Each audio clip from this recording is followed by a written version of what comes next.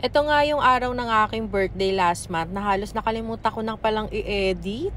Ko nga lang to napansin sa aking gallery, kaya ito nga't i-edit ko na para mapakita nyo kung ano nga bang kaganapan last birthday ko. Linggo nga natapat yung aking birthday last August 6. Kaya ito umaga pa lang napagdesisyon na namin ni Habi na magsimba. After nga namin umattend ng mass, ito nga't nagsindi na nga ako ng kandila at nagdasal ng taimtim. Dito nga pala kami pumunta sa simbahan ng St. Andrews, located dito sa Lulumboy, Bocaue, Bulacan. Madalas talaga kami nadaan dito ni Habi dahil gustong-gusto namin yung simbahan na to dahil napaka-peaceful ng kanyang ambience at iba talaga yung dating. Ang laki din ng simbahan, tsaka pag nandito kami parang nare-relief kami sa mga problems namin. Kaya pag medyo may mga struggles kami sa buhay o problems, dumadang kami sa simbahan na to at taimtim na nagdadasal. Lahat naman tayo may mga problema, kaya pag nahihirapan tayo, wag tayong mahiyang tumawag lang kay Lord. And I'm sure hindi niya tayo pababayaan. After nga namin magsimba, ito nga't dali-dali na nga kaming nagbiyahe papunta ng San Jose del Monte, Bulacan. Inaantay na din kasi ako nila mama dahil nga magse-celebrate nga kami ngayon at napagdesisyonan nga namin na kumain na lang muna sa labas. Simple celebration lang naman at gusto ko lang talaga makasama yung family ko. And finally, nakadating na nga kami dito sa bahay at pag nandito talaga ako sa bahay, nakakamiss yung tsura niya, yung ambience dito. At sobrang daming memories din kasi sa bahay na to. At tignan nyo naman, may cute na doggy pa. At simula kasi nung nag-asawa ko, talagang umalis na ako dito sa pamamahay namin. Char. Siyempre, pag nag-aasawa tayo, umaalis talaga tayo kung saan tayo nagmula. At kahit ganun pa man, ay wag natin kakalimutan mag-spend pa rin ng time sa ating mga pamilya. Nag-uulan nga nitong mga araw na to, kaya dito na lang din kami sa malapit dito sa San Jose del Monte, Bulacan nag-decide na kumain. Lunchtime nga nito at kung mapapansin nyo,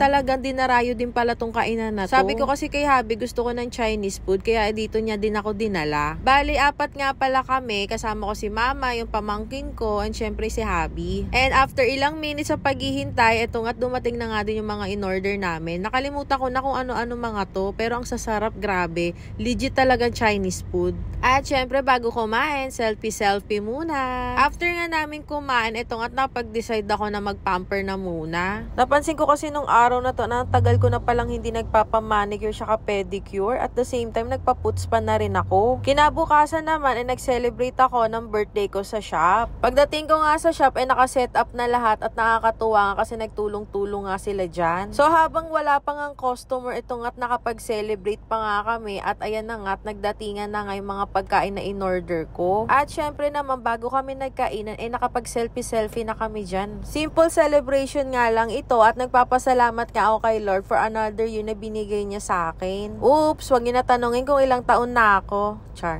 Hindi pa naman halata kasi baby face pa rin. Charot. Kahit napakadaming problema, nagpapasalamat pa rin ako sa mga blessings na dumadating din sa amin. Nakakatuwa lang din na noon ay 2 lang empleyado namin. Ngayon naging 6 na din sila. Naniniwala kami na balang araw mas dadami pa sila at mas dadami pa yung branches namin. Ngayong birthday ko, yun lamang ang aking wish. Syempre, good health na din para sa ating lahat. At wag din natin kakalimutan humingi ng gabay kay Lord. Adulting is real, ika nga, pero laban lang tayo sa buhay Madami mang bills na bayarin. Ikaw man ang inaasahan sa pamilya nyo. Lahat naman tayo may pinagdadaanan. Lagi ka lang kumapit at maniwala na lahat ng to ay may rason. Yun lang guys, happy birthday to me. Yun lang, salamat.